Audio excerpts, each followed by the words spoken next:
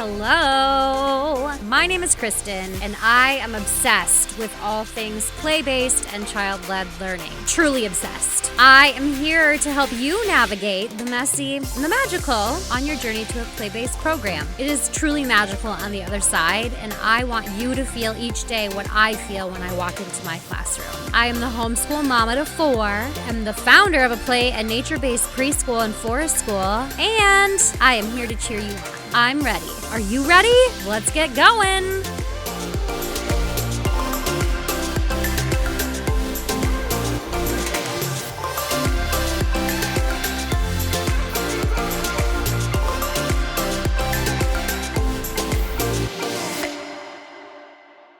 We are going to do a series of podcasts on society-accepted rules that have been kind of misguidedly put into place, probably not by like ill-meaning adults, but just over time we have come to expect things of children that are not developmentally appropriate. And so I wanted to do a series of podcasts about the things that adults expect of children that are not developmentally appropriate in early childhood settings. So we'll dig into a lot of them, but today, the rule of we must sit to learn is the rule that I want to dissect today. And when I say rule, I mean it's just a general thing that many adults, maybe not now, maybe some of you are farther along in your developmentally appropriate or play-based journey, that you see these things and you're like, oh my gosh, that's not developmentally appropriate. But you were more than likely probably there at some point in your career in early childhood education, and I was. So I'm going to rewind and give a few examples of what I have seen and what I have done that maybe many of you are doing still, and I'm still guilty. Like, there are so many times where I can't handle all the movement around me as I'm doing a circle time, and so I'm there, I feel ya, but I'm going to give you some tips, things that have helped me to settle into this, moving to learn, and hopefully it'll help you. So the first thing is, when I first started out, if you listen to any of my podcasts prior to this, you would know that I started off in a more traditional preschool setting where, the teacher kind of dictated everything, and it was a very teacher-directed program. And I had circle time, and my circle times would last, probably 20 minutes, maybe sometimes a half an hour. I did the whole gamut, the calendar, all the things. Story, movement, we had to do it all in that chunk of time, and played a game, learning game, whatever it may be. And there was a there was a song that we used to do, and now I'm not even going to be able to remember it because I haven't even done it in so long, but it's like some sort of a crisscross applesauce, like open them, shut them, open them, shut them. I don't even remember what it is. It's probably a good thing, but there was a song or like a little poem or finger play that I did that got children to sit up straight, hands in the lap, mouth closed, crisscross applesauce. And I now recognize that that's not developmentally appropriate, but it is something that I used to do. And I used to spend so much time regulating how the children would sit or not sit, or I thought that they weren't paying attention when they were moving or when they were not looking at me. And it was always an eyes on me, 1, 2, 3, eyes on me, 1, 2, 3, eyes on me. And I know now that that's not developmentally appropriate, but I didn't at the time. And I spent so much time trying to regulate those children in those spots, on those carpet squares, on those letters, on their assigned letter. And it was exhausting. And I would leave the day exhausted from trying to get them to stop moving because I thought they weren't learning if they were moving. I needed them to pay attention to me so that they could learn all the things. I went to a preschool in somewhere down south. It was like Alabama or Tennessee. And it was a nature preschool. And I just wanted to see like what it was like compared to our nature preschool. And they had a beautiful property and they spent a lot of times outdoors and it was fantastic. However, during circle time, and this was after I had already found play-based learning and really started digging into what's developmentally appropriate for young children. the teacher spent so much time telling children to stop doing things and telling them to stop moving and telling them to pay attention and telling them to eyes on me and telling them to crisscross applesauce and telling them to close their mouths and all of these things. And she was trying different techniques to get them to sit still. She wasn't recognizing that their needs were that they needed to move. And her circle time was very structured. It was they did like tally marks for the days, or like the straws and the bundles. These kids were 4. And like the 10s and the 1s and the patterning, and they were adding like numbers, which some children are ready for. I understand that, but they were adding like 2-digit numbers, practicing how to do that, practicing how to spell words, sounding out letters, things that most 4-year-olds aren't quite ready for. So their brains just weren't there with her, and their brains were moving, because that's how children learn, is they learn through movement. They need to discover the whole entire world around them in order to be able to rein their bodies in and have the self-regulation to be able to do some of the tasks that are going to be expected of them as they get older. So, I was exhausted by the time I left that circle time, and I was so thankful that I had found a more developmentally appropriate way to engage with children at circle time. My own experience now, as I do have my own play-based program, is that I still find myself falling back to this. Yes, we have circle times. And generally, my circle times are so engaging that children want to be there and they want to participate. But there are days where children are just like, meh, I don't feel like it. And as an adult, I feel like that sometimes too. There are many days where I just want to like go lay down in my bed and not even have to deal with anything. My brain is just not there sometimes. And that is true for children too. They don't always have to be there. So my circle times are very, very movement friendly. Children can lay down if they feel like it, as long as they are not rolling around and bumping into all of the other people, or sometimes, they even need to make noise sometimes, and that's okay. That can be really challenging if you're trying to read a story and somebody can't hear. So in those instances, I'll say something like, Sally, when you're making that noise, it's very hard for Tommy to hear next to you. He can't listen to the story. So just kind of pointing out that what they're doing is affecting others. There are times, I know I did a video at one point because I had circle time anarchy. And it was just, I don't even know what it was. There was some sort of a book. My own attitude that day was probably just a little on edge. The children were on edge. I don't even know what I was doing at this circle time, but like nobody, I could tell that they were not interested. And so I was like, okay, well, if you don't want to listen, it's kind of hard for the people who do want to listen to be able to take part in this. So if you don't want to listen, you can go to the back of the room and do a puzzle. Well, everybody except for like 2 kids left. And it was like total anarchy. And it was loud back there and they were having fun. It was great. Good for them. Me, on the other hand, I still sometimes have trouble with that. Like, oh, what did I do wrong? Why don't they want to pay attention? So the next day, and this really has nothing to do with movement. It kind of does, because my adult expectations were a little bit higher than what was developmentally appropriate that day.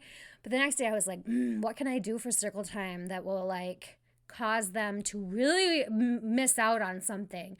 And I totally wanted to do some sort of like a really yummy candy taste testing the next day and spite those that had left my circle time. I did a taste test, and most of the kids participated. Some still wanted to go do the puzzles, and that was fine. So I'm going to give you some tips of things that you can do to settle into the developmentally appropriate behavior of movement in your more structured circle time type environments.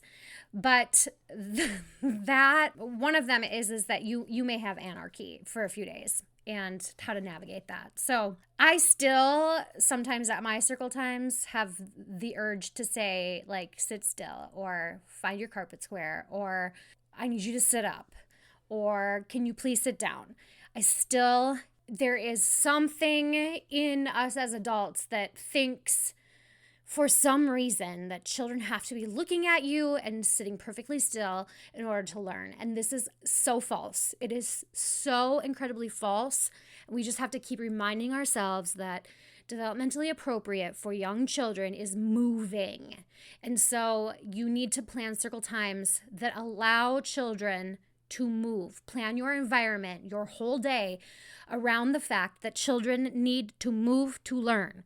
So if they are doing a lot of sitting, you're probably going to have a lot more behavior type issues that you deem as behavior issues because the expectations that are placed on them in your room are not developmentally appropriate. And so their bodies are saying, ah, let me move.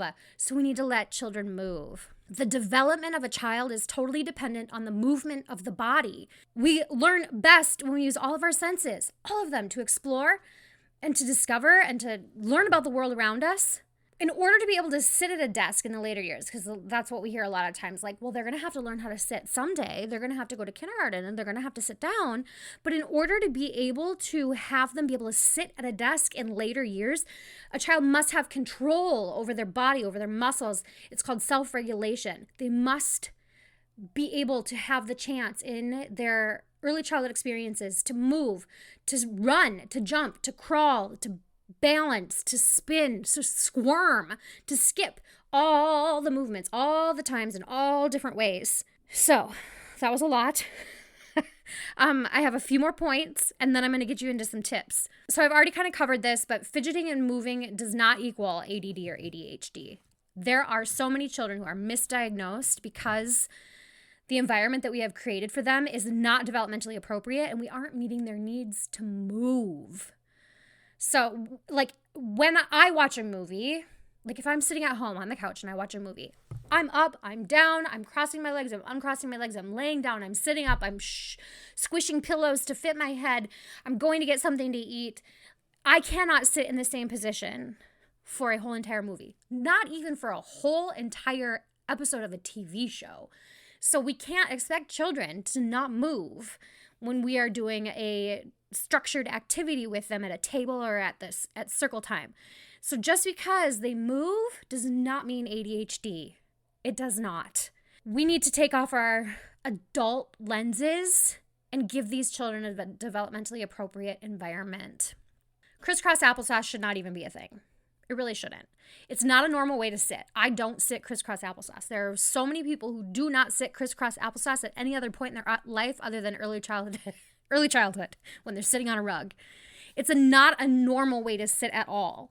You have to be able to cross the midline to be able to do that. And to be able to cross the midline, there's lots of different activities and things that you need to be able to do to be able to cross over the midline. It can be so uncomfortable for so many different kids. So, like, we should outlaw crisscross applesauce, please.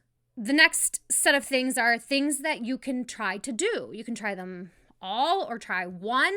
My advice is don't try them all in one day. Again, whenever you try something new in your program, you're going to need at least, I don't know, a few days to a couple weeks to get the hang of it, to get the routine of it, and to get those little people used to the change, because they're going to see change and they're going to go crazy. And that's just the way change is. So just make sure that you settle in knowing that it might be a wild ride for a while if you decide to implement any of these things into your more structured group or circle times. So if you have a circle time here's number one. If you have a circle time where children sit in a group together, offer different ways for them to sit or different things for them to sit on. Let them stand. Let them lay down in a certain area. Have a certain area of the rug for the layer downers. Awful wobble seats or cushions. They make these really cool chairs that are like a pedestal and they kind of wobble back and forth. Or let them stand in the back. I have had a lot of standers in the past. Again, be prepared for wild. Be prepared for kids to be up, down, all around, and plan ahead for that. Maybe plan your circle time to incorporate some of this movement, some of this up, down.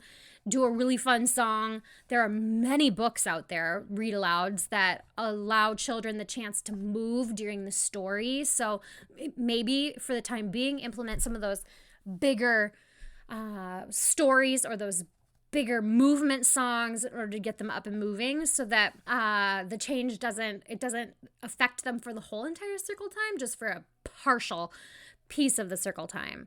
Number 2, let the children, if they're fidgety, let them have a fidget of some sort or to doodle. You could, again, set a certain space aside just for this. Again, everybody's going to want to do it for a while, and you'll get to the point where it'll weed out to the kids who really need it and the ones who don't. Number 3 is absolutely never take away recess. If your program or your early childhood classroom, your preschool, whatever it may be, whatever environment, do not take away recess ever, ever, ever, ever. Usually the children who get recess taken away are the ones who need it the most. So do not take away recess. They need it. Number 4, get outside a lot more. If you don't have an outdoor playtime, like a large chunk in your day, get them outside more. The preschool that I used to work at was more of a traditional preschool again, and they had a small little play area. It was a playground, but there was no other materials out there as far as like trucks and balls and things like that were taken out for special. And we did have in the winter like a big huge snow pile because they would take the snow plows would plow all of the snow into huge mountains, and the kids could slide down those in the wintertime, which is fantastic. But in the other times, they had access to like slides, running, climbing up like commercial type climbers, but other things weren't allowed. You couldn't pick up the rocks and throw rocks or transport rocks. You couldn't pick up sticks and use them. And as children, their brains are wired to look at things and say, what else can I use this for? That's why loose parts are so important. So if you can get some loose parts out onto your outdoor area, even if you just have climbers and that's it, loose parts, like if you can't allow them to play with sticks for some reason, find something else, because children, like, stick was voted like the number 1 toy. And it's a stick. And a stick is not just a stick. A stick is so many things to so many different children. It's so many different things to so many different kids. So get them outside more. It has proven that uneven surfaces in nature or outside at all, just grass, are fantastic for the development of proprioception and self-regulation. So get outside. If you are doing a group time, so this is number 5. If you find yourself getting distracted at group time, remind yourself. Keep reminding yourself, and I still have to do this, that you are providing them a developmentally appropriate environment. And if you stifle movement, you are stifling their ability to learn. If you can say that in your brain, if I'm stifling movement, I'm stifling their ability to learn, you will never stifle movement again, because you are causing some of those kids to not be able to learn when you are telling them to sit still. So remember that and settle into that. Number 6, add large movement games into your circle, to your group times, or just into your day in general. Finger plays, Simon Says, songs, large movement songs, dancing. They're so important for young children, and it's so fun to do with them. I love doing movement with my kiddos. And the last one, number 7, is play. Play is how we all learn. And if you don't already have large blocks of free play time, like I'm talking an hour or more. I mean, we have hours a day at our preschool. Inside and outside, the children will learn what they're ready to learn all day long during that consistent time that you are gifting them. So play. Let them have free play. That is my advice for crossing out the rule that children must sit to learn, that people must sit to learn.